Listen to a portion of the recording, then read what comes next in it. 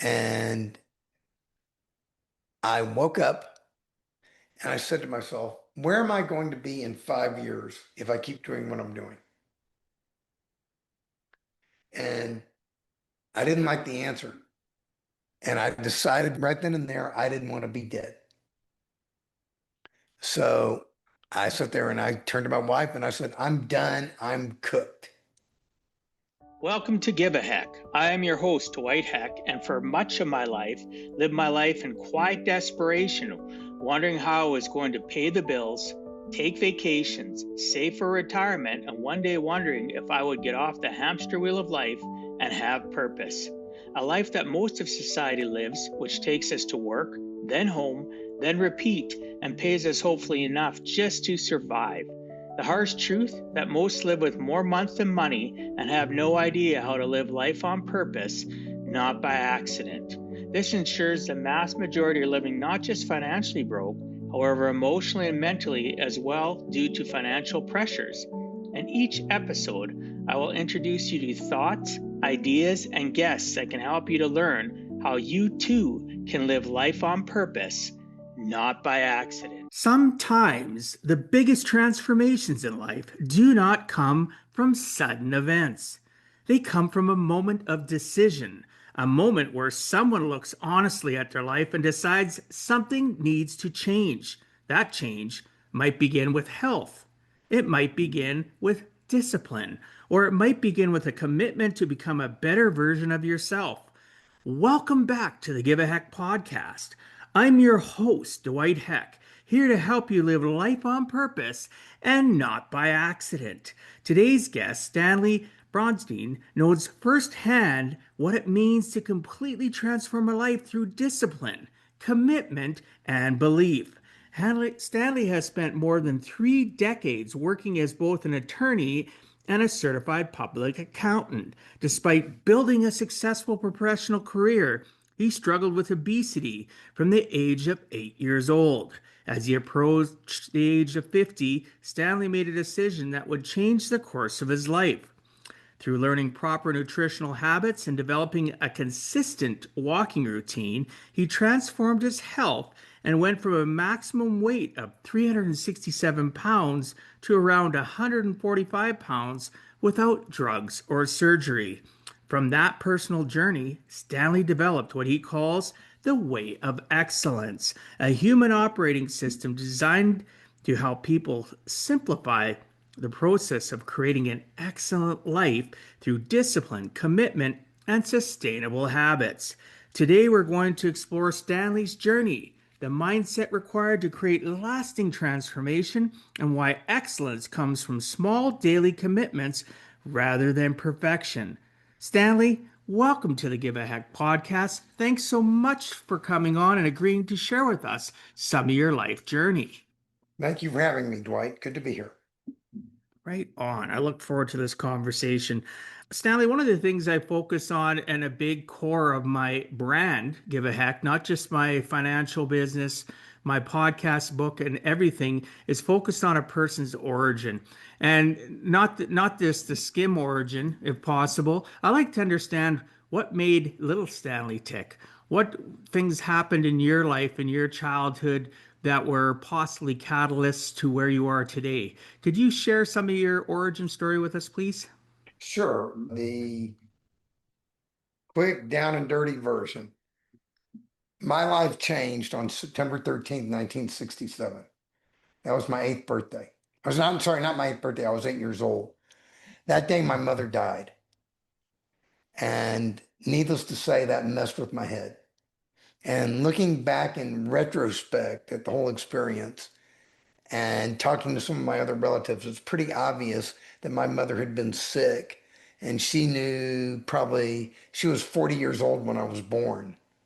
And she probably knew that she wasn't going to live real long because she pushed me from the word go. You know, other kids would get toys, I would get books. She would feed me with knowledge. She would teach me things, wanted me to learn as much as I could. So it was pretty obvious. Um, so she died. I emotionally shut down. I did not cry. Funeral did not cry. Did not cry for years. And so there I am afterwards living with my massively obese father who had no clue how to eat properly. All he knew was to work hard, take care of his family, and stay out of trouble. And he did those things well. So he didn't get me any counseling. Nobody around me realized I could use any counseling. And to be fair, back in 1967, people didn't send kids to counseling. And if you did go to counseling, it's because you were crazy. So there was a very much a negative stigma on the whole thing. So, so I'm doing fine. I did okay, and I did fine in school, got all my work done, graduated high school, all that. But if you look at my pictures, I kept getting bigger and bigger and bigger and bigger.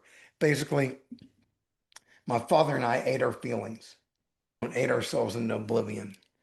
And you, it affected relationships. I mean, I had friends, but women didn't want to date me, that kind of, girls didn't want to date me, that kind of thing. To show you how bad it was, most men like to brag if they're as small as they were when they got married. Well, I'm smaller than I was when I was 13 years old, Wow. and I found pictures to prove it. So I don't know whether that's a good thing, bad thing, but that is the case. So now go off to college. Same thing. Lots of friends, but not big. Women didn't want to date me, that kind of thing. My senior year in college, I lost about 75, 80 pounds. But then I went on a road trip with some friends, and there were cookies in the back seat of the car. And the cookies and I had an intimate love relationship. And needless to say, I was back to my old habits, and the weight came back on with a vengeance, plus more. Okay. And the reason why the changes I had made to lose the weight were only temporary. They were not permanent.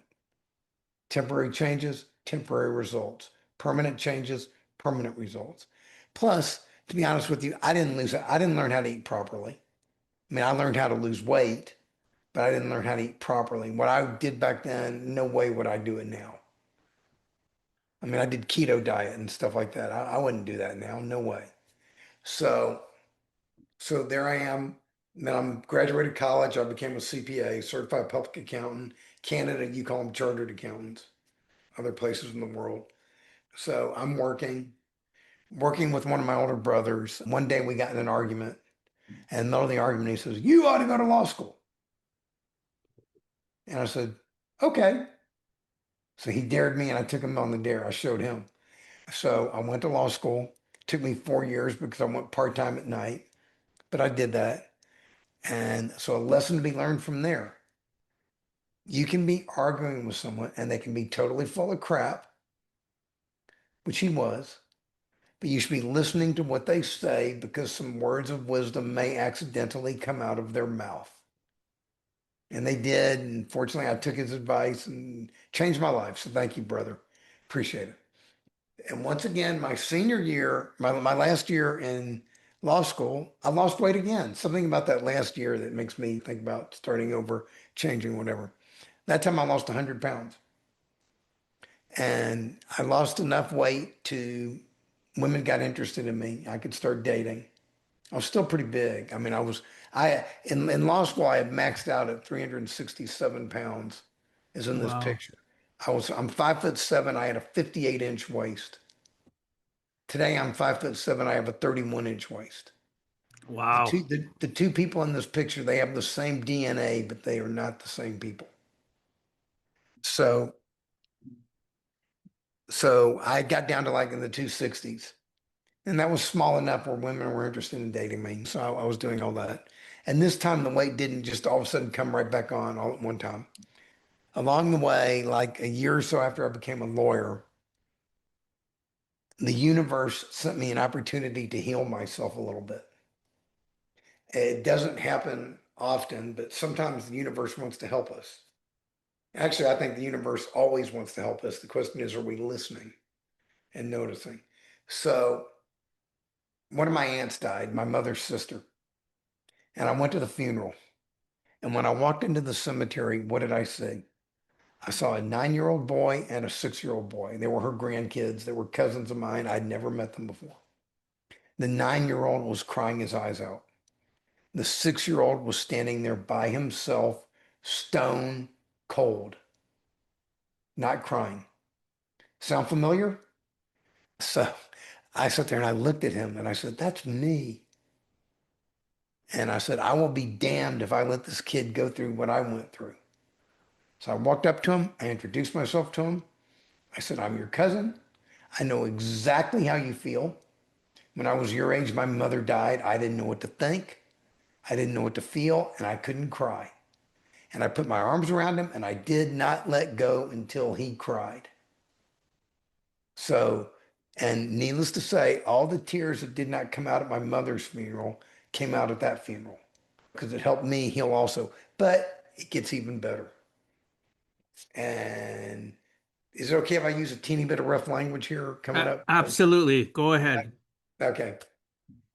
Right after I did that, this elder gentleman, Orthodox, he says out loud in front of 20 or 30 people, what are these kids doing here at this funeral? Kids don't belong in cemeteries. They shouldn't be here. Well, Dwight, he hit a nerve. I snapped. I turned to him in front of those same 20, 30 people and I said, that was their grandmother. If there's anybody who belongs here at this funeral, it's those two kids. And if there's anybody who doesn't belong here, it's you, you son of a bitch. You can get out of here right now. I called him a son of a bitch in front of 20 or 30 people. He shut up and he did not say another word. So Wow. not only did I get to meet young Stanley, not only did I get to talk to young Stanley, not only did I get to hug young Stanley and help him cry, I also got to defend him as well and stand up for him. So that was a very good experience, very positive experience. So a few years after that, about 25 years ago, almost 26 years ago, I did a bunch of dating and I wound up getting married, still married to the same woman. And that's relevant as I get a little further into the story. And so we moved to Arizona from Texas and I started my own law and accounting practice. Lots of stress, typical things that you see anytime in business, whatever, doing well. But weight started coming back on. As I approached the age of 50, 4 months before my 50th birthday, February 1st, 2009, I was 320 pounds at the time, not my full 367, but I was still pretty large, 320. And I woke up and I said to myself, where am I going to be in 5 years if I keep doing what I'm doing? And I didn't like the answer. Care to guess what the answer was? Go ahead. Oh, no, I'll let you go. Dead. And I decided right then and there, I didn't want to be dead. So I sat there and I turned to my wife and I said, I'm done. I'm cooked. It's funny. I had not hit rock bottom. I mean, I hadn't had a stroke yet, hadn't had a heart attack yet, knees hadn't given out yet. But to be honest with you, I was disgusted with myself. I had a successful business career at the time. And I said, Stanley, you're wasting your potential. This is disgusting what you're doing. And I said, this is bullshit. And I said, it's time to stop tolerating bullshit in your life. And the number one person you're going to stop tolerating it from is yourself. Taking personal responsibility. And then I told my wife, I said, I'm about to make some changes. And you might like them and you might not like them. And if you don't like them, I don't care. Because I have to make that's why it's relevant to say that we're still married. I said, I don't care. I said, I have to make these changes or I'm going to be dead. And I don't want to be dead. So I'm going to do it. And I said, I'm going on a journey. I'm inviting you to come along on the journey with me. And I hope you do. But if you don't want to, there's the door. You can walk out right now. I told her that. That was what I call a moment of healthy selfishness,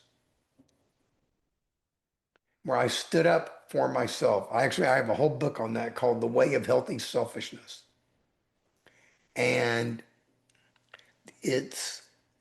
I stood up for myself and I said, I'm going to make these changes. That's it. Got to. So what were the changes I started making? In the beginning, I came up with four. And a couple of things I want to emphasize. You notice I said I started on February 1st, 2009. Would you care to guess why it was not January 1st? Probably because you were in the throes of Christmas and all the No, no, snacking nope, guilt. No? no. I had made a resolution and I blew it, Oh, okay. like so many people do. So the moral of that story is it's never too late to get started. See, that was not the first time I told myself I need to lose weight or I'm in trouble. That was not even the first time I started taking action on what I told myself. But all the times in the past I took the action, it was always temporary. Remember what I said before? Temporary changes are going to get you temporary results. Permanent changes are going to get you permanent results.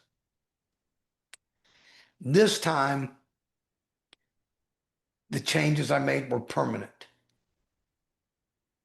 because I hit the moment I became so disgusted with myself.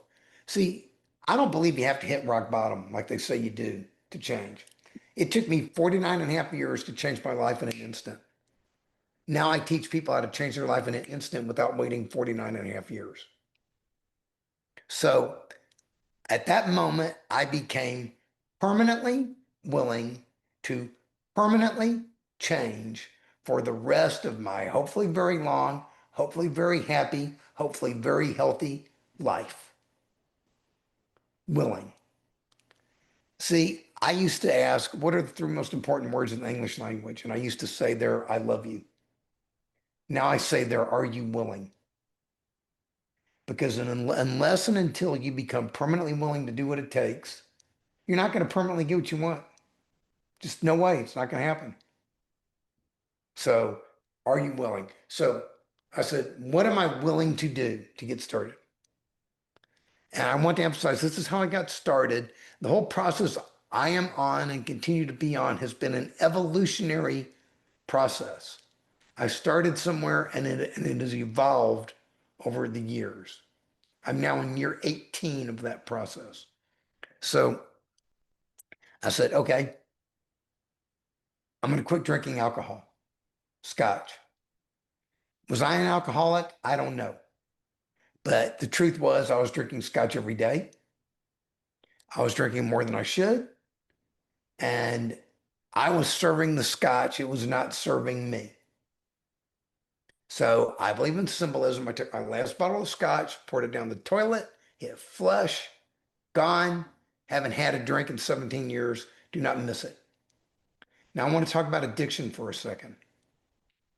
Was I addicted? I don't know. But the reality is, and I'm not making light of any people who've had trouble kicking alcohol. But for me, quitting drinking actually was easy. And I think it's because I was not physically addicted to it. There were no physical withdrawal symptoms. If anything, I was emotionally addicted to it. It was my friend. It was my lover. It made me feel good. I wanted it. But I didn't physically have to have it. So it actually was pretty easy for me to quit drinking, believe it or not. And next thing, soda pop, 2 liter bottles of soda pop. I was drinking 3 of those a day. Took my but it was diet caffeine free. They tell us those are healthy, right? No, they're not. That's BS. So same thing. Took my last bottle of soda pop down the toilet, flush, gone. Haven't had one in 17 years. Don't miss it. And believe it or not, I found kicking the soda pop harder than kicking the scotch, if you can believe that. I think it's because I didn't drink the scotch all day, but I did drink the soda pop all day. So I had to learn to drink something else. Then I said, I'm going to quit eating beef and pork. I wanted to make a dietary change. I like chicken and turkey, so I said, supposedly those are better for you. So I'm going to eat chicken and turkey. I'm not going to eat beef and pork. Then I made an exercise change. I said, I've got to get moving. I sit on my butt all day. I said, I picked walking. I said, walking is going to become my exercise of choice. And little did I realize how prophetic my words were. I picked walking because I figured you could do it almost anywhere, anytime. You didn't need a lot of special equipment. And I figured it would beat my body up less than other forms of exercise. That's why I tell everybody walk. And before we get any further, I walk a ton every day now. But people say, how much should I walk? I go a minimum of 20 minutes a day. You don't have to do what I do. As we talk a little further, I'll get into why I do what I do. But so when I started, I could only walk 2 or 3 blocks. That's how much my knees hurt and how out of breath I was. I found a pool, a gym that was open 24 hours a day that had a pool. And I would go there in the middle of the night when the pool was empty and I would walk laps. First for an hour, then 2 hours, 3 hours. And I set a goal to do a 5-hour pool walk on my 50th birthday. And by my 50th birthday, I had lost about 50 pounds and I did that 5-hour pull walk, no problems. 2 days later, I did a 5.5-hour pull walk. Wow. Okay. So, and then since that time, and then I started walking outside and I got better at walking outside. Since that time, it began to evolve. My walking activity picked up. I got to where I was walking 10 miles a day, seriously. And then 15 miles a day. And I'm fortunate. I work from home and I work for myself. I have a treadmill. I put a computer on it so I can work while I'm walking. Set it at 2. I had a doctor tell me that. Put a treadmill, put a computer on your treadmill, set it at 2 miles an hour and work while you're walking. That was very good advice he gave me. So I built up and along the way, about 12 and a half years ago, I went vegetarian. I gave up chicken and turkey. But I still ate eggs, still ate cheese, that kind of stuff. Since that date, 12 and a half years ago, I've been sick one time in 12 and a half years. And I think it's because of nutrition, a lot of it, very much. Plus, I think I have good genes, but all that helps. And but then about 4 years into that, 4.5, 5 years into that process, I couldn't get my weight below 180 pounds. I don't know why, but I couldn't. And at that time, I was walking as much as 15 miles some days. And I couldn't get my weight below 180 pounds. So I said, something's wrong here.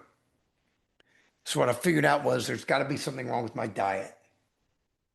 So what I learned then was, and I tell people now, you cannot exercise your way out of a poor diet. Right before New Year's, I saw somebody post on LinkedIn, said, I want to lose 20 pounds. How much walking a day do I need to do? I wrote in the comments, that's the wrong question. Because if you eat a crappy diet, I don't care how much walking you do, you're not going to lose the 20 pounds. So, so I said, something's wrong with my diet. I gave up butter, cheese, and ice cream. And boy, I love those things to this day. And the funny thing is, I can taste them right now just by saying them. But I don't have to have them. I can taste them just by thinking about them. And that's what I tell people, you want to quit smoking cigarettes, learn to smoke the cigarette without lighting it. You want to drink your alcohol, learn to have the drink without putting it down your throat. There's ways to do that. So I made those changes. I lost 50 pounds in like 5 minutes. I mean, I was losing a pound a day. Every day I'd get up in the morning, lost a pound, lost a pound, lost a pound, lost a pound. Those were fun days.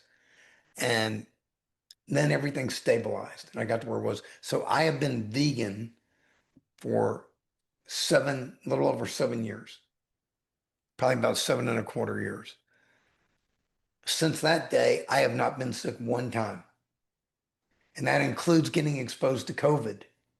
My wife caught COVID in the airport, brought it home, exposed me to it.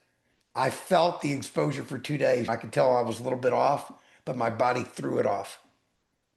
Now, I had had the vaccine, so I'm sure that helped me, but my body threw it off. what I've learned from that experience is nutrition is very important to life. So here I am now. I'm about 145 pounds now, 31-inch waist, happy, been that way for years, stable. So before I get any further, got any questions? I have lots actually. Go for it. You're welcome to keep on unpacking, and then we can just I'm jotting notes Okay, down, and okay, then we can go back over it then if you don't mind. okay, This I'll keep this going. this way the people sitting in their car driving or jogging or doing whatever listening to the podcast can go, we don't want to hear from that guy. Stanley's too cool. So Okay, I'll keep going. I'll keep going.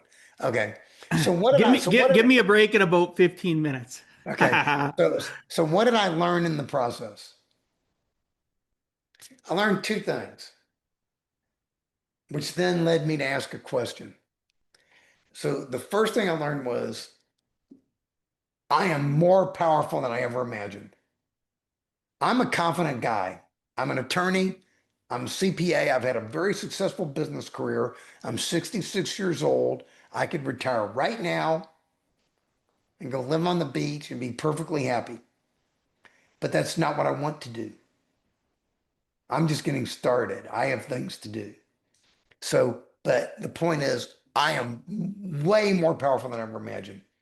That's why I walk as much as I do. I mean, for the last 15 months, I have walked a half marathon or more every day. For the last month and a half, I have walked 15 miles or more every day. Why do I do that? Because I can.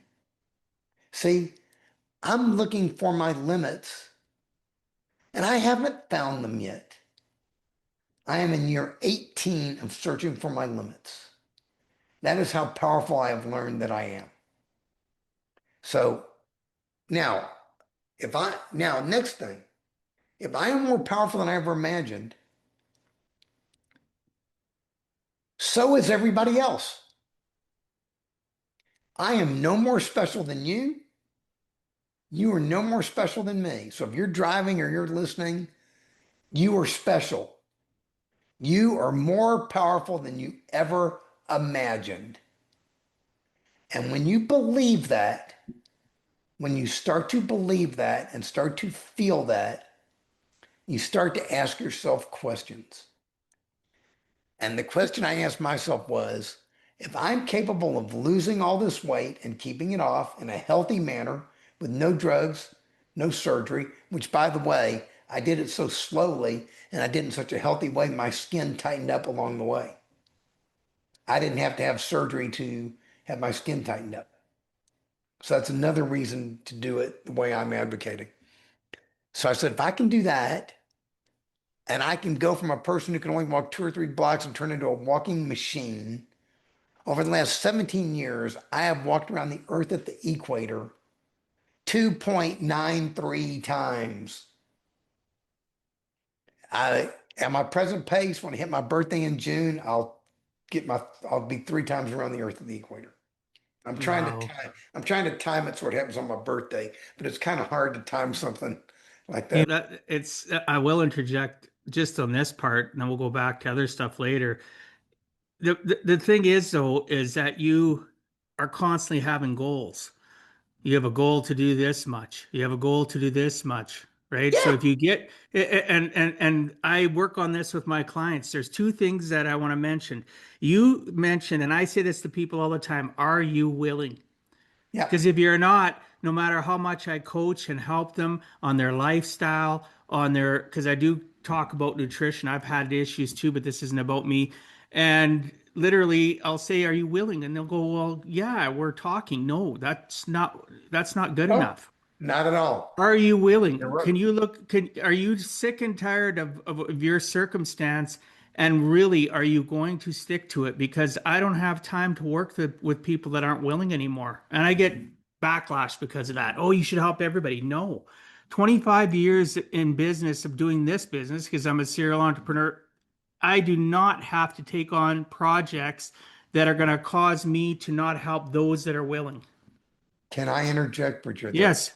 That's what my books are for. If you're not willing yet to do what it takes, I don't want to work with you directly either. but you're welcome to go read my books that are available for free on my website. Good, and God bless you. Good luck. So that's the way I look at it. Now keep going. Yeah, I say that I say to people all the time, Stanley, I've loved your origin. If you people that are watching, you can see all the little notes I've written, right? And they Yes. know people that are after 287 episodes, I got a lot of loyal listeners, right? So I'm I'm very touched by your story, but I'm also touched by the commonalities of the things that you've been discussing and how people think that they can take the magic elixir, do the magic, like you see those posts. So we'll get whatever. We're going to go on to the walking stuff. Look at these posts that come up on Facebook. And now that I'm talking and my phone and everything else in my house is listening, I'm going to see ads for it. Type in your age. What's this? What do you want to accomplish? This is how many, for me, kilometers you have to walk a day. Nowhere in there does it talk about the fact of crappy eating. Nowhere in there does it Nope. talk about the fact of this is a temporary fix. This isn't long term. Because once you go through heartache or tragedy, you're going to fall back. And have you worked on your 6 inches between your ears? Like I tell my clients, have you worked on your personal growth so that when challenges face you, you can do what I represent fear to be face everything and rise. Quit using that acronym as anything else. Yeah, I love that. I didn't know you. Yeah. So look at the commonality you and I have. People that are watching, he has up on the screen a little card saying that, right? Forget Yeah. everything and run or face everything and rise. Stanley's put up. Change your mindset about fear. I love it, Stanley. You and I are new best And and friends. and, And it and just started. yes, and why you need to change your mindset about fear, because all the good stuff in life is on your other side of fear. Oh, absolutely. And I tell people, well, you gotta, fear creeps in.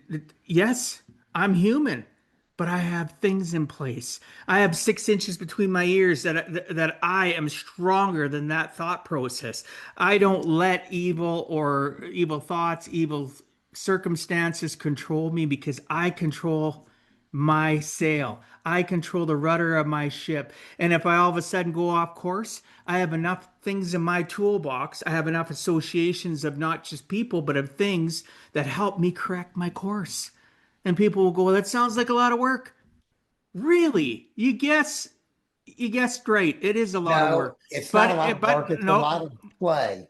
no, let me your your words, my words, same destination. All right. It is not. People say, and I'll tell them, I'll say, yes, it's a lot of work. It's a lot of work of you understanding your nutrition, understanding what you're putting in your body, doing what you did, understanding what was creating different things. You were stuck at a threshold of 180 pounds. You took out specific things, but you had to be aware. It took work. You can't, you may tell me it will, but I know in my experiences, when I have done elimination stuff out of my diet, because I raised 5 kids as a single dad, full Mhm. time, just so you're aware. And I did elimination diets and health things because they were having different challenges. And I eliminated a lot of those challenges because of nutrition. Was it a lot of work? Absolutely, it was. But the destination or the goal, or I knew what it was, that hard work only takes a couple days, maybe a couple weeks. And eventually it becomes a habit where it's not hard work anymore. It's an expectation that I personally filter my life through, right? So I filter my life through that to make sure that when I hit those hard depressive or anxiety states, that I can come back from it really quick and I can face everything and rise. So I'll let you comment. I know you're itching to. No, I'm saying no. What I tell people is they tell me what you do every day sounds hard. I go, no, walking around like this was hard. What I do now is easy. That visualization that Stanley's showing is a picture of him at Max. his max and then his slim self. And his face looks different. His posture is different. He's got a smile on his face, and it's amazing. So those that are listening, jump onto YouTube and take a look or reach out to me because he has that picture available on the site that I went and got information on, and I could send it to you because If you need a wake up call, some people would want to tape that on their mirror, eh, Stanley? Yes. See why I such a smile on my face in the slim picture? Because that suit I was wearing, that was the first time I wore a suit in my life that I bought off the rack that fit me. Wow. That's an accomplishment, and it would be worth smiling. Yeah, I was at the clothes shop with my wife, and but it was not that suit, but I bought a jacket, a sports jacket, and the guy put me in the mirror, and I started crying. And the guy said, "Why are you crying?" And I said, "Because that's the first time in my life I've ever bought a jacket off the rack that fit me." Wow, brother, Yeah. congratulations. And I know this is about you and your accomplishments, but as an outsider just getting to meet you, Tell me. listening to your origin, I'm going to tell you I'm proud of you. Thank you. Why am I telling you that? Because too many times we see people face everything and rise, do accomplishments, give up the hard things, have the realization that what they were doing was temporary, whether they needed to get to a permanent state.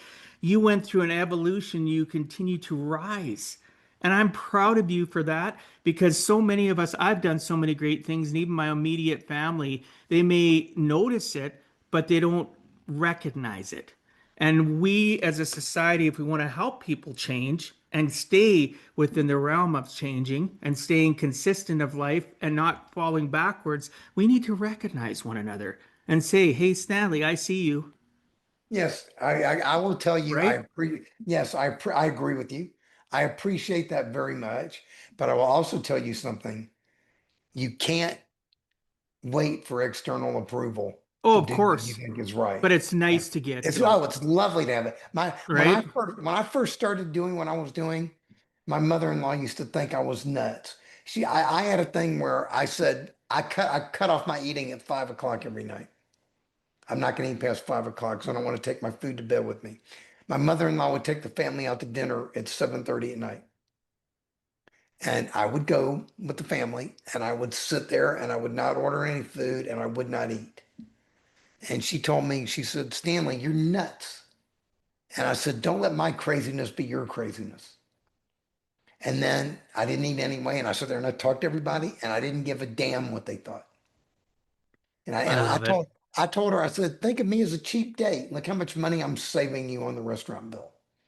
Do you know So when you're that type of person though? Because I intermittent fast now for since 2017. So I know there's so many commonalities between you and I. So I'll go out, I don't eat. See, for me, my eating window is just before it's in the evening, right? Because I work all day. yeah, I don't need to do it. I wake up. mine's in the I morning. Mine's in the yeah, morning. I do 16 and 8 minimum, right? Sometimes it's 20 hours that I won't eat. And people go, well, how do you do that?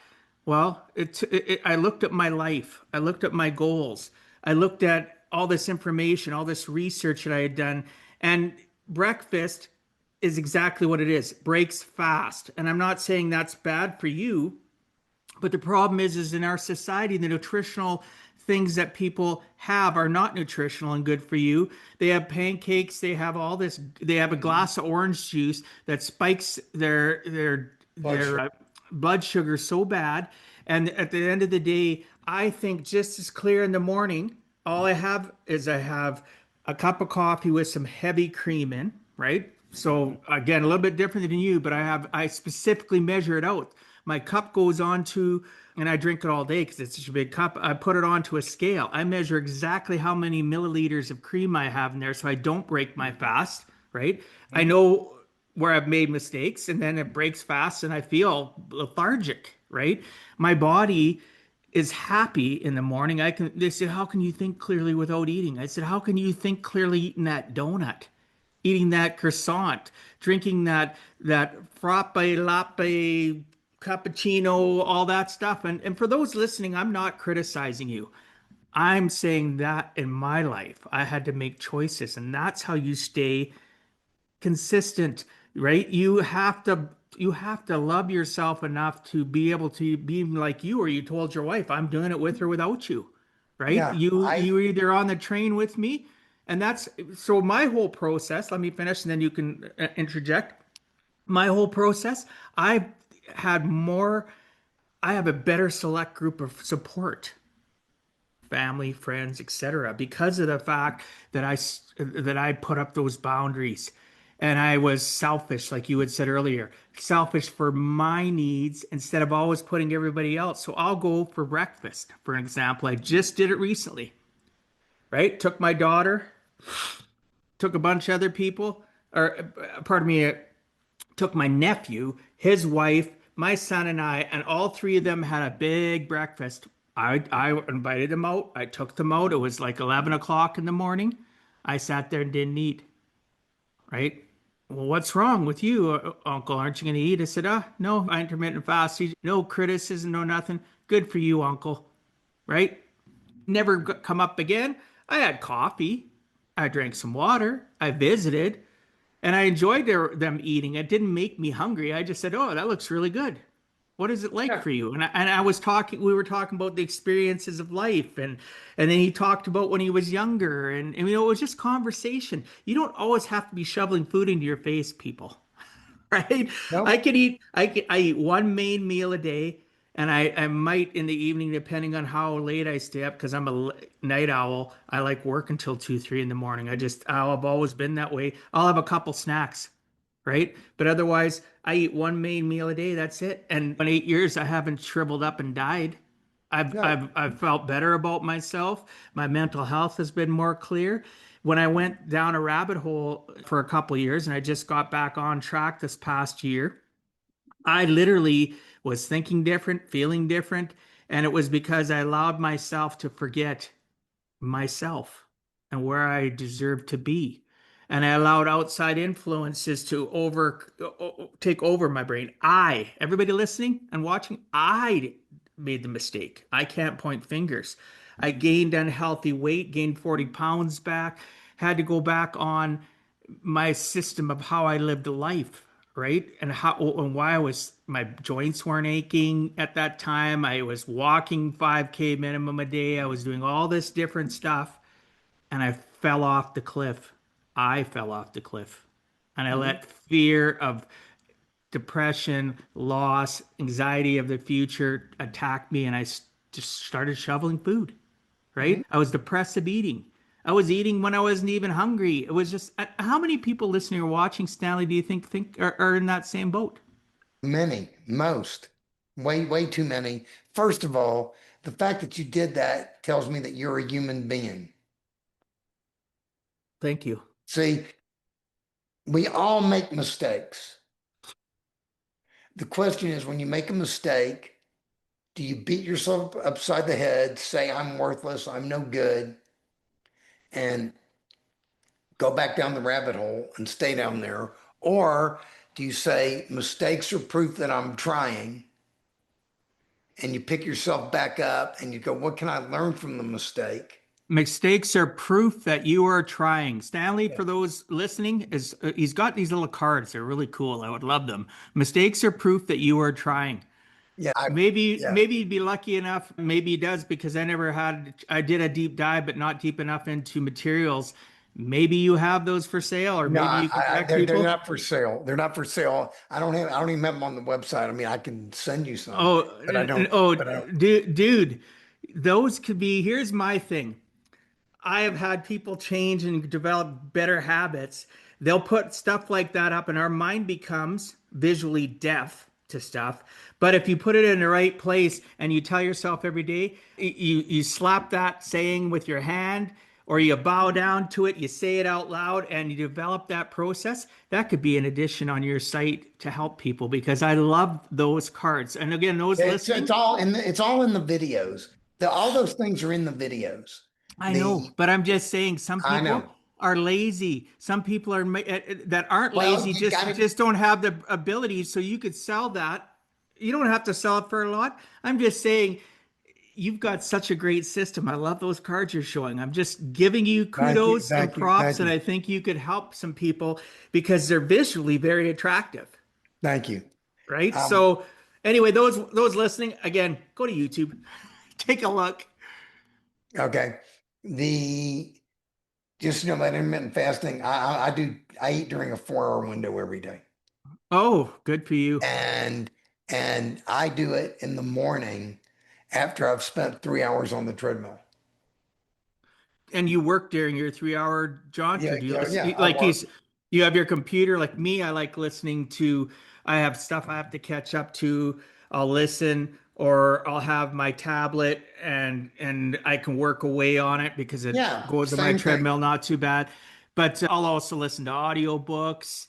Sometimes I'll return phone calls because I can talk and think while I walk, right? It's not Yes. anatomical. You don't really have to think about walking once you start walking, And you right? can chew gum at the same time too, right? Right on, Okay. Stanley. That's But awesome. so yeah, just various things. Everything Dwight and I are talking about, they are principles for, and as I start going into the system, they're principles meant for you to apply to your life in a way that works for you. See, that's the third thing. When it asked me, the third thing was, and I'm going to let you take your break after this. I sat there and I said, if I could do all these things, what else is out there waiting for me to do that I haven't done yet that I should be doing? And the conclusion I came to was I should turn this into a system that other people can use to change their lives. See, I'm a systems thinker. That's the CPA in me. And I get it. here's a chart of what the system looks like. You can see how anal it is. All the colors Wow. line, color coded, everything lines up. The way of excellence, which is Yeah. what we're going to start talking about more in Yes. detail right now. So Yeah. I can ask you questions, or we can just Tell me. I understand the way of excellence is a process. It's something that you've created, developed over time, and you fine-tuned, and it's made a huge difference in life. Now you're offering it to people. They can go to your website, as you mentioned, they can get information. And one of the things that I've heard so many people talk about, how many people, Stanley, though, have a lot of lip service about life, right? You're Yep. not that person. I can tell that. Not So, anymore. and but we're talking about your present self.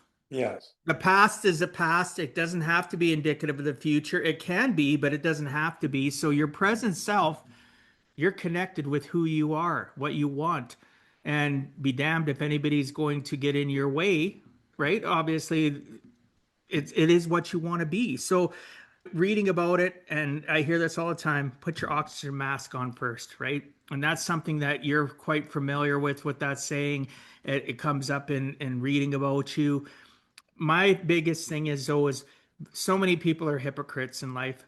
They will sit and they will tell people how they should run their life or what they should do, yet they don't do it themselves. And it really drives me crazy when I see people telling on online or even face to face when I had personal trainers and I was struggling trying to go through some health challenges.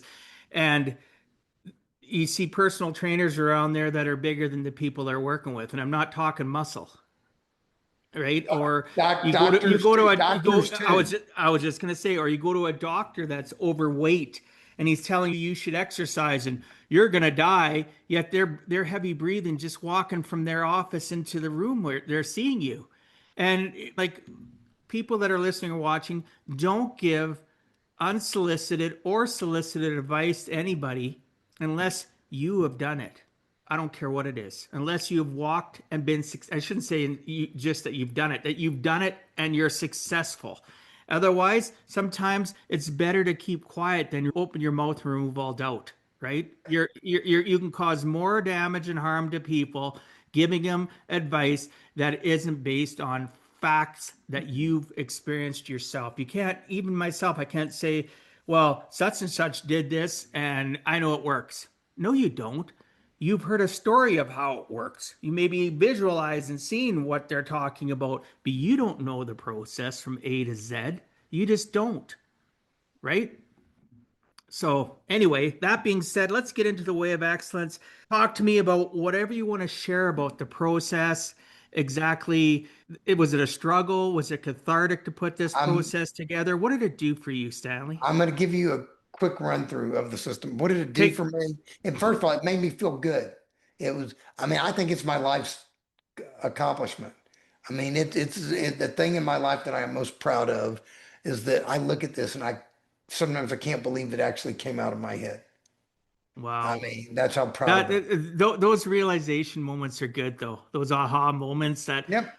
I accomplished something or I did something that I never thought I could. I didn't think Yeah. this would be me. We look in the mirror and go, is that really me? Okay. So as I'm putting the system together, I said, what's the goal of the system? And I said, the goal is not perfection. The goal is excellence. Stanley's See, showing another card just for the people that are listening. see, I used to be a 367-pound perfectionist. And I used to bitch that people weren't as perfect as me. All I was walking around at 367 pounds. So I was one of those hypocrites you were talking about. And I came to the realization that I'm a human being. We are all human beings. There are no perfect human beings. There never have been any perfect human beings.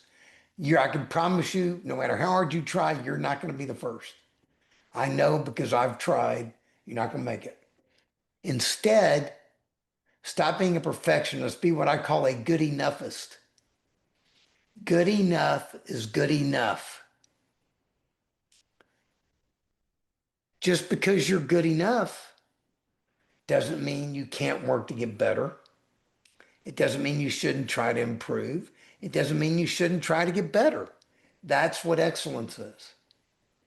Excellence is starting with the floor of good enough and then working your way up over time, getting better and better and better. So that's what I've turned into. So I said, okay, what are the qualities of an excellent human being? Because what I wanted to create was I wanted to create basically a human operating system like Windows 11, Mac OS, and Android for what it is to be a human being. Well, over time, I came up with 20 qualities of an excellent human being. And I feel pretty confident about this list because I've had it for years and I'm continually testing it against things life sends my way. And I haven't come across anything that this system doesn't cover. So I feel pretty good with these 20 things. So what are they? I'm going to give you a quick run through, and we've already covered many of them. Okay. Number one, awareness. Anybody who's been in a 12-step program will tell you, admit you have a problem. It's first step. Well, I said, lose weight or I'm going to be dead. You can't be any more aware than that. But there's a second step. You have to take action on that, what you told yourself, on the awareness. And that action has to be permanent. See, February 1st, 2009 was the first time I took permanent action on what I told myself. It wasn't the first time I'd tried. I had tried many times and I had failed. And I told you one time I lost 75 pounds and put it back on. Another time I lost 100 and put most of it back on. So, but this time I stopped beating myself over the head for messing up. And I just picked myself back up and kept going and going and going. I already told you I had made a New Year's resolution and failed. So I started again on February 1st. No big deal. Can get that done. So that's number one, telling it like it is. Number two, life is a long-term game. The problem is we live in a short-term world. Alexa, Siri, ChatGPT, Gemini, Prime, Amazon Prime, get your stuff delivered in 5 minutes. Streaming video, everything is instantaneous. And there's nothing wrong with that, provided we use it properly. See, ask an Italian chef, can you make good spaghetti sauce in 5 minutes? I mean, all you got to do is take some tomatoes and throw them in a pot, right? You have good tomato sauce, right? No, it has to simmer on the stove all day, maybe 2 days, maybe all week, whatever. Life is that way. I didn't get to where I am. I didn't get to where I was overnight, and I didn't get to where I am now overnight. It has been a process. Life is that way. But We need to learn to think in decades, but then act daily. See, I'm 66. I already know the answer to this question. I'm assuming you have a 5-year plan, correct? Oh, of course. Do I've you have got a a 10? I've got a 30-day plan. I've got 90-day plan. Yeah. Okay. Anyway, Okay. yeah, I have, I'm 66. I have a 100-year plan. perfect. Am I going to make it? Don't know, but I've got it planned out. And I Perfect. adjusted along the way, but I know what I want to do. I know who I am. I know where I want to go. I know what I want to be. So like, think long term, think in decades, act daily. Then 3, taking personal responsibility. You already hit on that. It wasn't my mother's fault she died when I was 8. It wasn't my father's fault that he was clueless, that I needed help, that he was clueless as to how to eat properly. He didn't know any better. He had a 5th grade education. All he knew was to work hard. And he did that very well. So that's fine. And it wasn't my fault either. Because blame is irrelevant. Blame is, as you said, living in the past. So if you're a politician, especially in the United States, blame is irrelevant. Stop blaming each other. Start fixing. Now that's my political soapbox. I'm off of it now. But and I'll give you an example. The very end of my healing journey, I told you the 2 parts where I cried at my aunt's funeral. The tail end of it was right before COVID, right before the COVID shutdown. It was right before the week before Christmas. Beautiful sunny day. I was in Texas on business, and I drove down to where I grew up, and I went to the cemetery and I visited my parents' grave. It was right before noon. Sun was directly overhead. It was a gorgeous day. I laid down on the grass between their 2 graves. I talked to them for an hour. I told them everything I've done in my life. I told them, I think you'd be proud of me. And then I thanked both my mother and my father for everything they did for me. And more importantly, I forgave them for everything they did to me. That's important. Like for years, I was angry at my mother that she didn't prepare me for her death. She should have told me it was coming. I mean, I still to this day think she should have told me it was coming. But the problem is, thinking from her perspective, how hard is it for a 48-year-old woman to tell her 8-year-old son she's getting ready to die? That's a pretty tough ask Oh, exactly. when you think about it. So I think I can cut her some slack and forgive her for that. So that's a major part of it. So I took personal responsibility and I said, blame's irrelevant. Just start figure out what needs to be done. Start doing it. 4, embrace change instead of fearing change. We already talked about that. When you can either forget everything and run or you can face everything and rise. Well, I recommend you face everything and rise because all the good stuff you want in life is on the other side of your fear. So go for it. 5, focus on the possible, positive focus. There's something I call the principle of expansion. What you focus on, you're going to get more of in your life.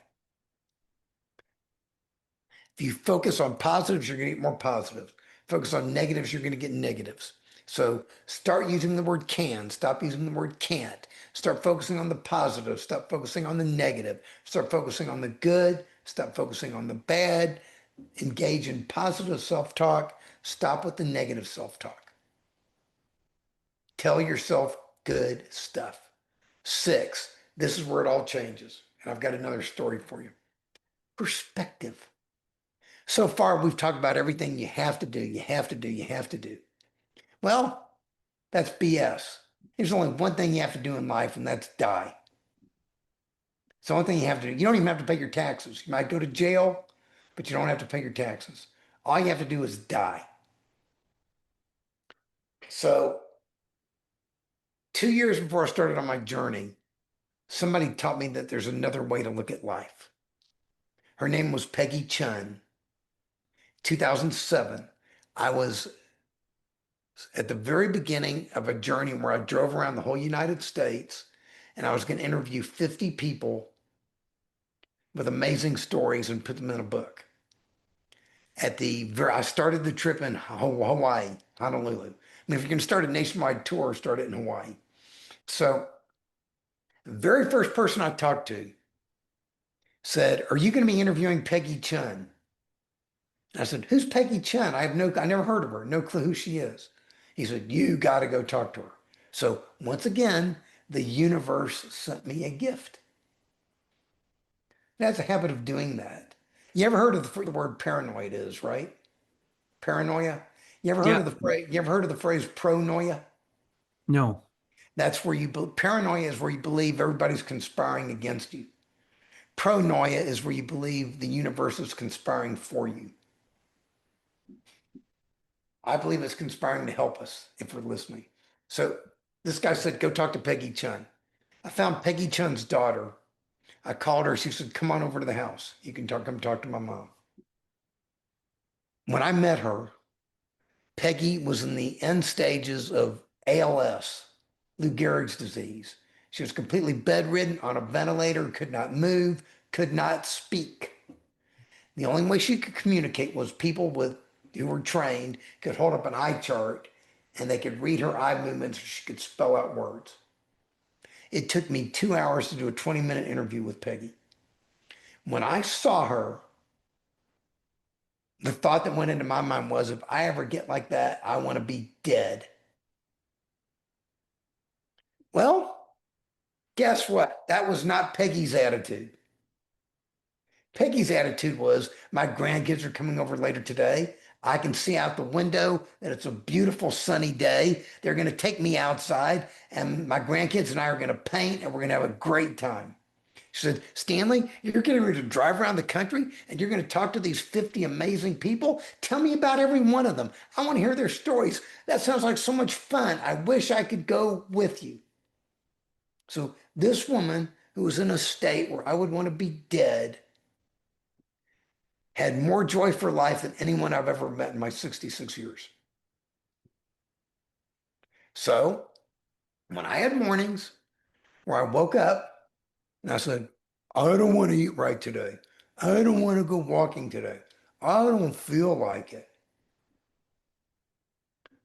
You know the old saying, what would Jesus do?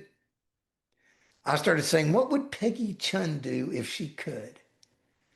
And the answer was Peggy Chun would have gotten her lazy ass out of bed and she'd have gone for a walk and she might not ever come back because she was having such a good time if she could have done it. So anytime I didn't want to walk, I said, this one's for you, Peggy. And then I got up and I did it anyway. And I still do that. So you don't have to do anything. You get to do everything. Nothing in life is an obligation except dying. It is all a privilege. It is your privilege to eat healthy. You don't have to do it. It is your privilege to walk every day. You don't have to do it. You see a homeless person on the street, it is your privilege to help them, not your obligation. You have a friend in need, it is not your obligation to help them. It is your privilege. Everything is a privilege. Stop saying have to, start saying get to. If you have a long list that's a have to do list,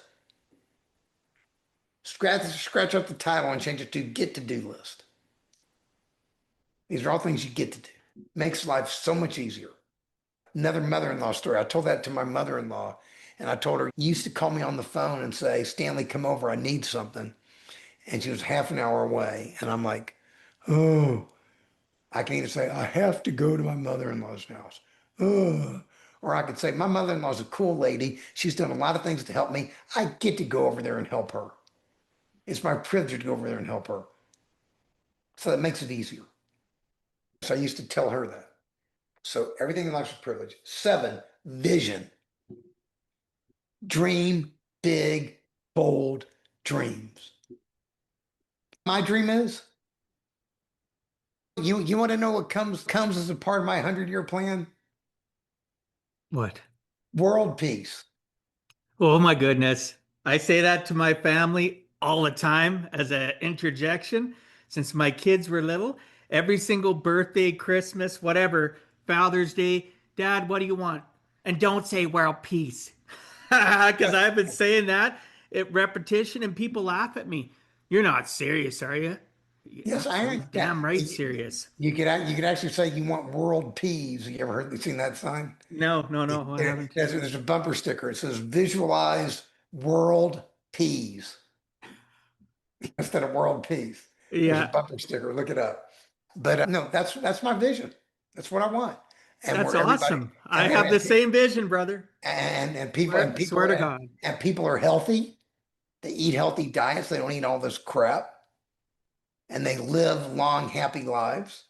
That's what I want. That's my vision, and that's what I'm Uh, working toward. Okay. thank you for that. Okay. Number 8, learning to give first. Okay, you've heard of the law of attraction, I'm sure. Everything is Absolutely. just think about it, it'll come your way. But anyway, You gotta give it away first. You want love, give somebody love. You want to get wealthy, help somebody become wealthy. You want success, help somebody else become successful. But once again, you don't have to do these things. You get to help somebody first. It is your privilege to give first. You get to give first with no expectation of return. Because if everybody would start giving with no expectation of return, what would eventually happen? Somebody would give something to you. I've had people who I've helped over the years who did nothing to help me and will never be in a position to help me. But on the same token, I've had people who've helped me. Well, may not be able to help back. Peggy Chun, she helped me. I can't give back to her other than to share her story. That's all I can do. So the world works better when we give to each other and we help each other. Now, number 9, wise allocation of your time, energy, and resources. You have 86,400 seconds every day. How do you use them? I tell people start setting aside a minimum of 15 minutes a day just for yourself. If you want to meditate, use it to meditate. If you want to pray, use it to pray. If you want to just sit in a quiet room, sit in a quiet room. Do whatever you want. I tell people, you want to get started, go to my website. The whole system, there's 20 videos. There's one for each one of the concepts we're going over. The videos are 8 to 12 minutes each. They're on YouTube. Just go to the website, watch one a day. In less than a month, you'll learn the whole system. And all those beautiful signs that Dwight loves and everything, they're all on there. So you'll get those stuff. So one a day. And if you set aside 15 minutes a day over the course of a year, that's over 90 hours. That's over 2 full work weeks of focusing just on yourself. And if you add to that 20 minutes a day of walking, what happens when you walk 20 minutes a day? You meet some very interesting people. And the most interesting person you meet is yourself. So if you combine 15 minutes by yourself with 20 minutes of walking, that's going to be over 200 hours a year focusing on yourself. That is over a full month of work days. You can do a lot with an extra month. So, oh just gosh. do this thing. Yeah. Yeah. Oh gosh. Yeah. Yeah. Yeah. You're like me. There's not enough hours in the day, are there? If only you didn't have to sleep. So anyway, number 10, taking consistent action. And by consistent, I mean your actions need to be consistent with your stated goals and desires. See, I used to say I want to get in shape, and then I'd go to Chinese buffets and pig out. I'd go home from work and drink scotch all night. I'd go home, sit on my butt, get no exercise. And that wasn't going to get me in shape. Or actually, somebody said it will get you in shape, just not the shape you want to be in. But but when I began taking consistent actions, when I said no more Chinese buffets, I'm going to bring healthy food to work. No more soda pop. I'm going to start drinking water. No more scotch. I'm going to stop drinking that stuff. I'm going to start changing the other things. I'm going to start walking every day. Guess what? I started losing weight. I started getting what I wanted. I started getting in shape. Your actions should be consistent with your stated goals and desires. Number 11, persistence. Get where you're going no matter how long it takes. Keep going, keep going, keep going, keep going. Get started, never stop, never stop. You ever see the movie Galaxy Quest? You a sci-fi fan? Oh, Okay. absolutely, I am. Okay. Okay. I'm a huge sci-fi fan. Okay. Star Trek. Anyway, I'm a Trekkie, but anyway. Okay. Yes. Okay. Yes. Never give up, never surrender. Sound familiar? That was in Galaxy Quest. Never give up, never surrender. Get started, keep going, keep going, keep going, keep going. You fall down, get back up. Fall down 7 times, get up 8. Me, I've probably fallen down 1,000 times, got up 1,001. But the last time I got up, baby, I got up all right. And I kept going and going and going. Be persistent. Keep going, keep going, keep going, keep going. Okay. 12, integrity. Act with integrity, honesty, loyalty, sincerity, kindness, all those traits, positive traits. Start acting that way. 13, respect. Respect for others and respect for other things and respect for yourself. Self-respect. See, there are people out there who do things I don't like. Absolutely don't like. But I still treat them with respect. And I do that because I am a person who treats people with respect, not because they earned it or deserve it. Can I ask See, you a question about yes, respect? yeah, Do you, in my life, I taught my kids this, again, they're all adults. I said, everybody that you meet, until they open their mouth and remove all doubt, deserves a modicum of respect. You need to respect them that they're a human being living their own reality, right? So be yep. kind, be considerate, be compassionate, be empathetic until they open their mouth and remove all doubt that they don't deserve that. Every human being walking, whether you talk to them or not, deserves a modicum of respect. You move out of the way in the grocery aisle, you let them go by, modicum of respect, because they want to get by you and you don't really have to be a jerk about it. Have respect for other people's right to live life and your life will be better. I agree, but there's one way let me add to that. Sure, please. That's why I asked. When I run into somebody who's not deserving of my respect, that's not an excuse for me to treat them disrespectfully. True. It's an excuse for me to get the hell away from them as fast as I can. I'm the same way. Yeah. Or as you would say, get the heck away from them as fast as Yeah. Get okay. exit stage right. That's what I tell Yes, people. And I yes. and I coach people on a principle. Sometime we'll have to talk about it. I've got videos on it on how to get away from circumstances. Don't put yourself in those circumstances, and even pardon me, it even affects family And connections. yeah, Anyway, I was about to say, you may be related to some of those people. But so, and then self-respect. I used to complain that I didn't get the level of respect I wanted, or deserved, all I was walking around at 367 pounds. So what I've come to realize is that I was showing people outwardly, outward manifestation, all this weight, that on some level I didn't respect myself enough to take care of myself. So is it any wonder they didn't respect me? And guess what happened? When I started losing weight and getting in shape, people started respecting me more. Duh. That's just the way it works. Is it fair? Not necessarily, but that's the way it works. So self-respect. 14, win-win thinking. In order for me to win, it doesn't mean you have to lose. We live in an abundant world where there is more than enough for everyone.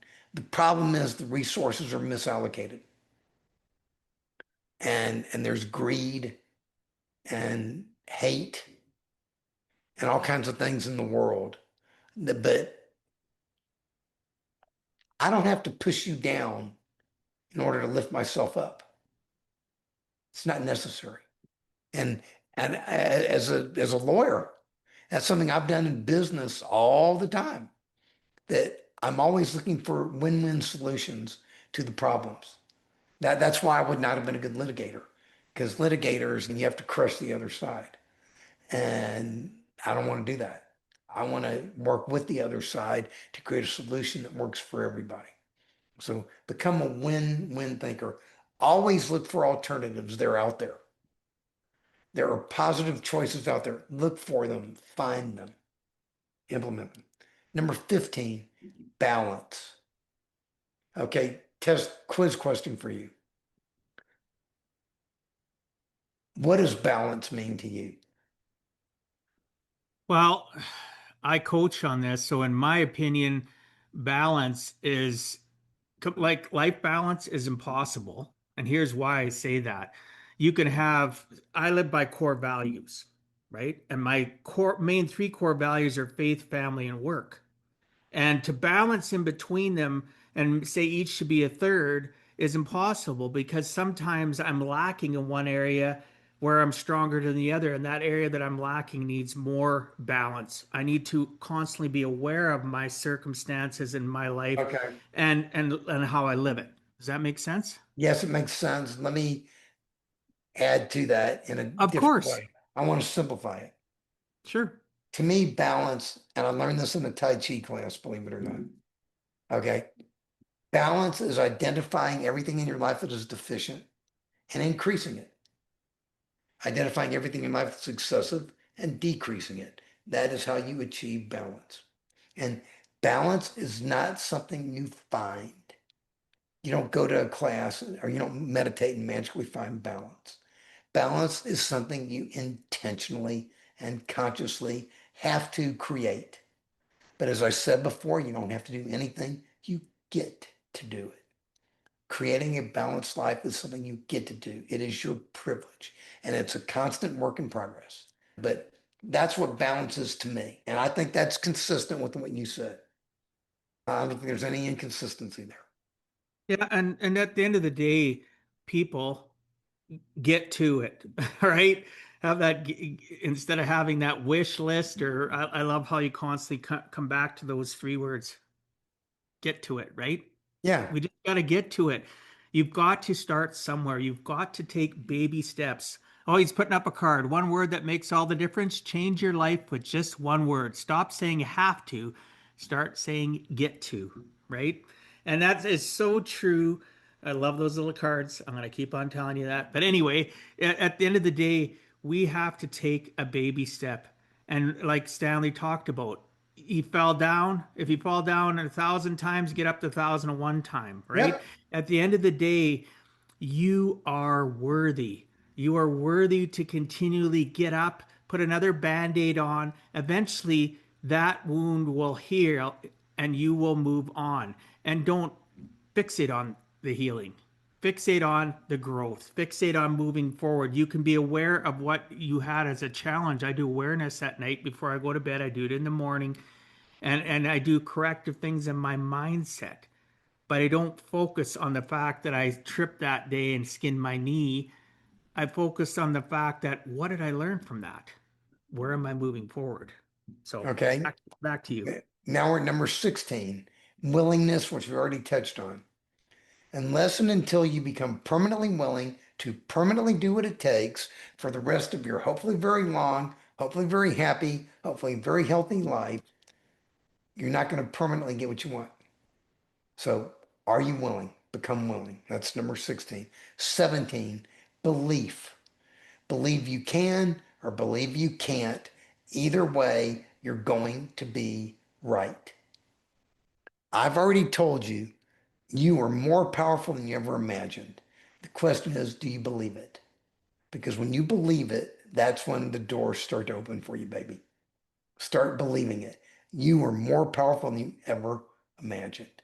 Okay, 18, discipline. And I don't mean punishment. I mean self-discipline.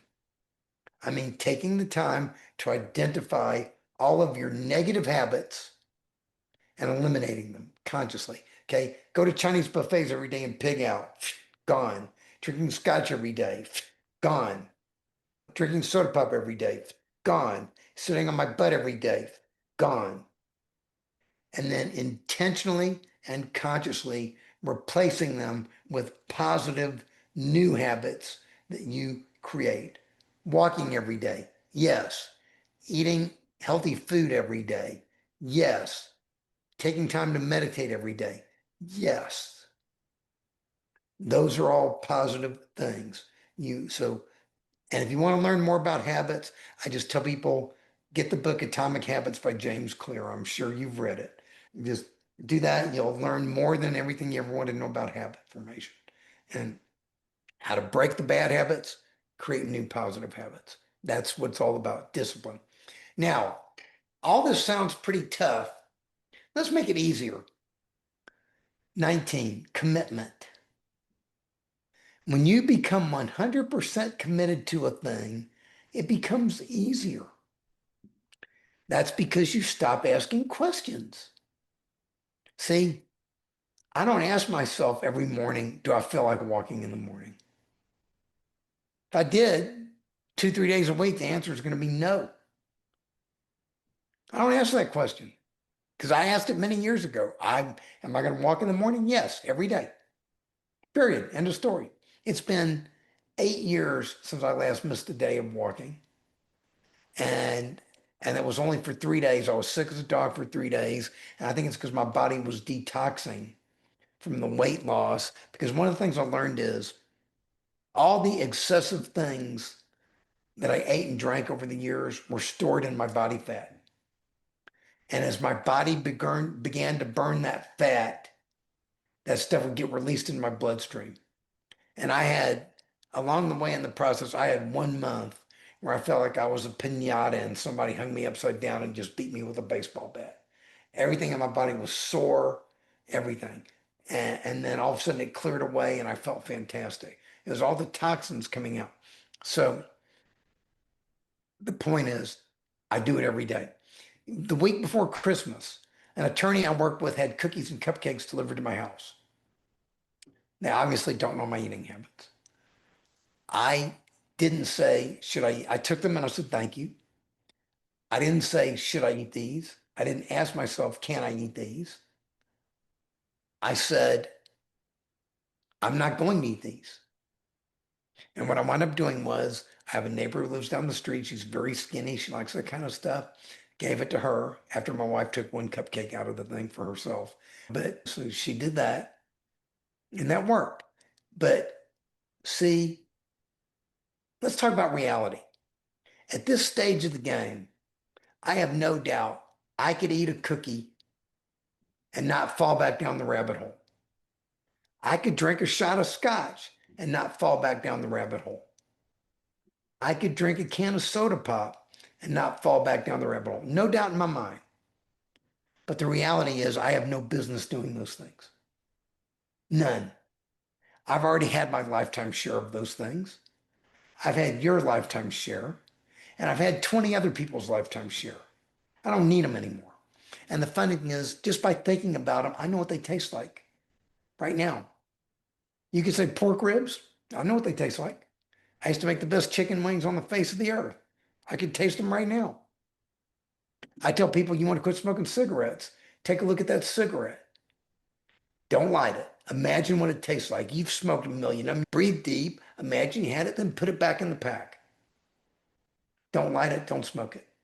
Along the way, when I lost that 100 pounds, I used to have a habit of I would get up in the middle of the night and eat full meals. Full meals. I broke it.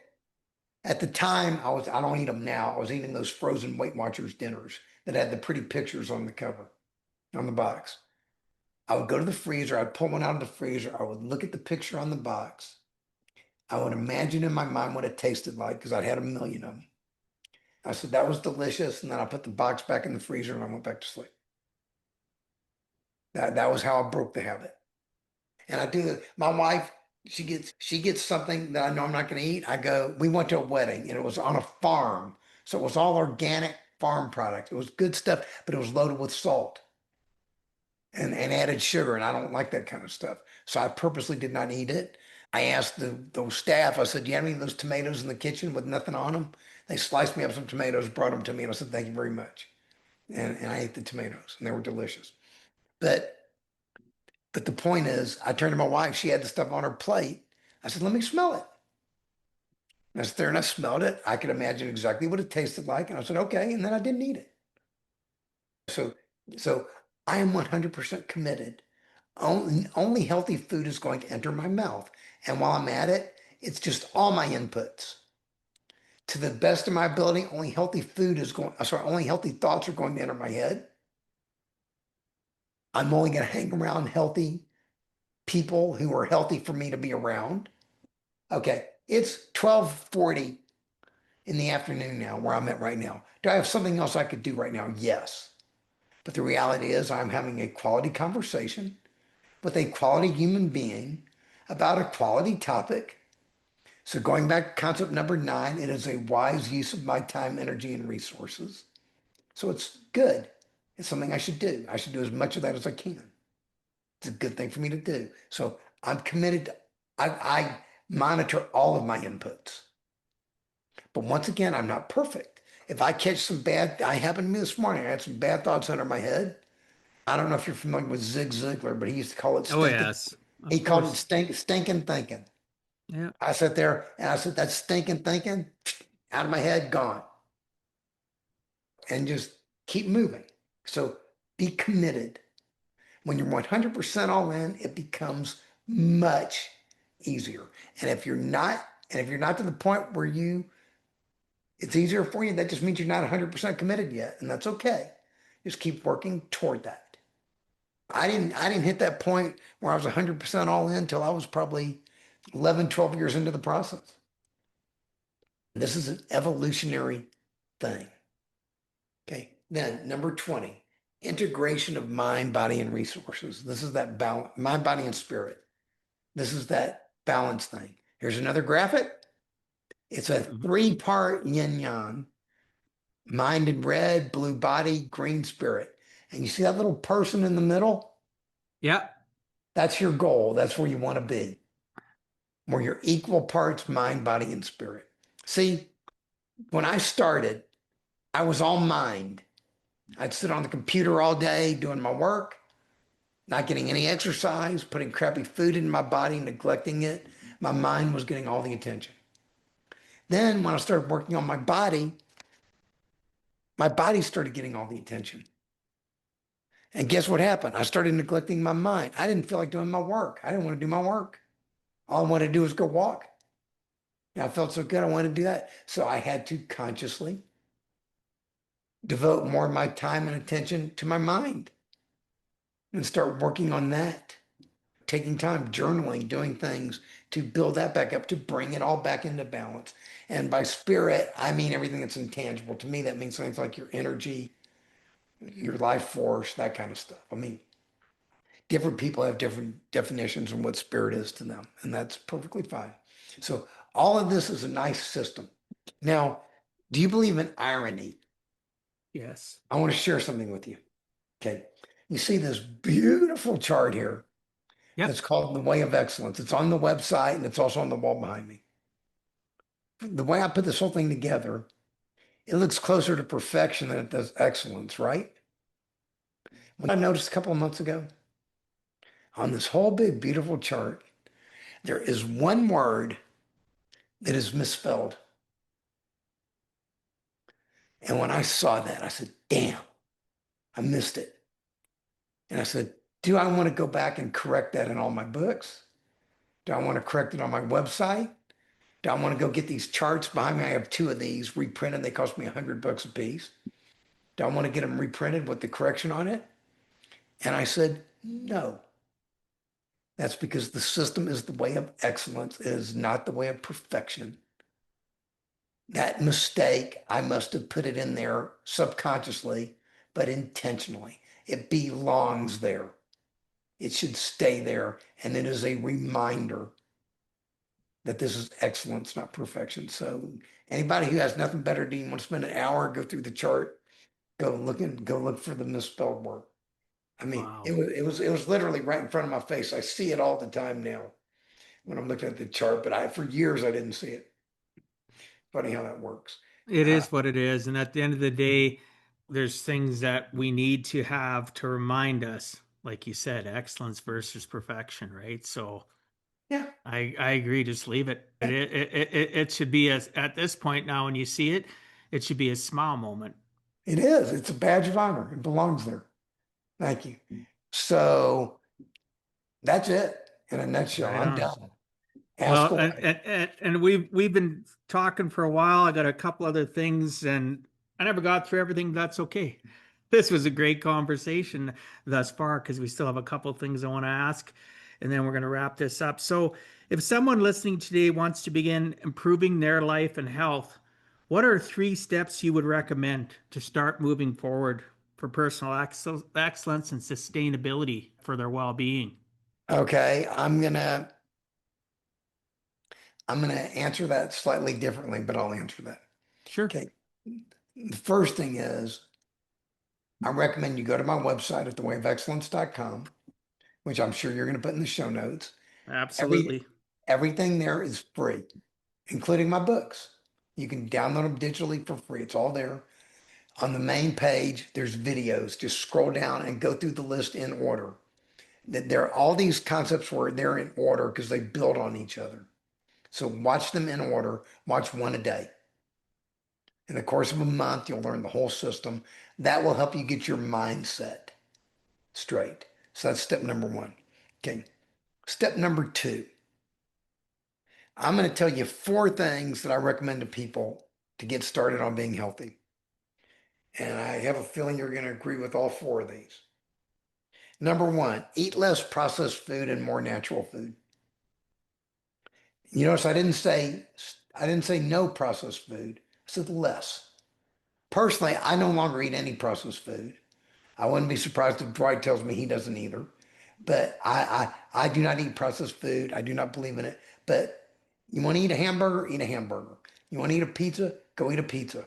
Do that. I'm not going to tell you no, but eat less of it and more natural, healthy food.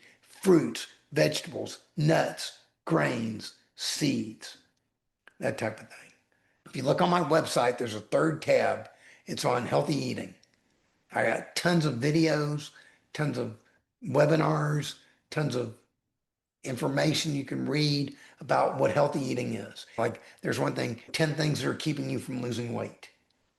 Things like too much salt in your diet, too much added sugar in your diet, not getting enough fiber in your diet, things like that. Just the information's all there.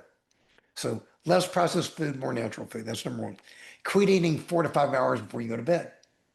The point is, I'm sure you're aware of this. There's a process called autophagy, where when you give your body 13, 14, 15 hours with no food, your body starts to cleanse itself.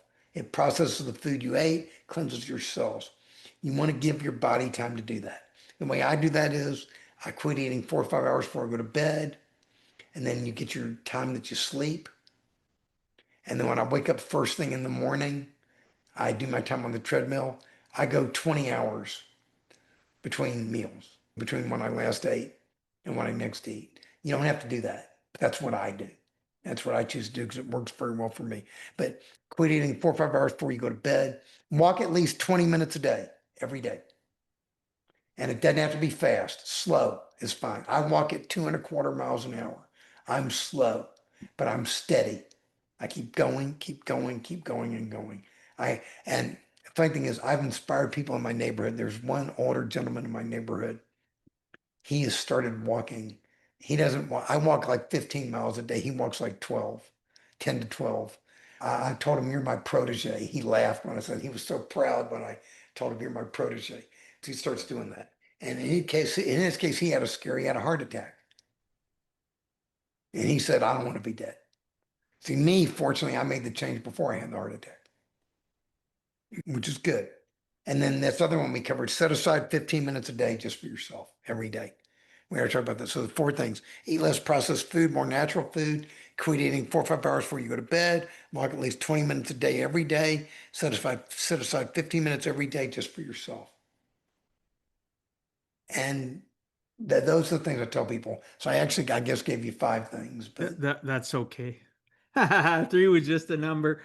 This has been amazing. I wish we had like hours left, but we don't. We're going to wrap up the show. So, Stanley, if you could give our listeners one last message about why it's worth giving a heck about their health, their habits, and the direction of their life, what would that message be outside of the 5 you just said? What would you say? What could you say to somebody?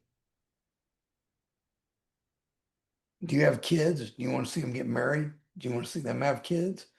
Do you want to dance at their wedding? Do you want to dance at your grandkids' wedding? If you don't have kids, do you have friends? Do you have family? Do you want to see the future of this world? See, I think we live in a crazy, mixed up world right now that is going to turn into something fantastic and wonderful over time. Because I'm a believer that you sometimes have to go through what you don't want so you can realize that before you get what you do want. And I think we're doing that right now. We're going through some of what we don't want so we can figure out what we do want and then make it happen. So just just do it. You are more powerful than you ever imagined.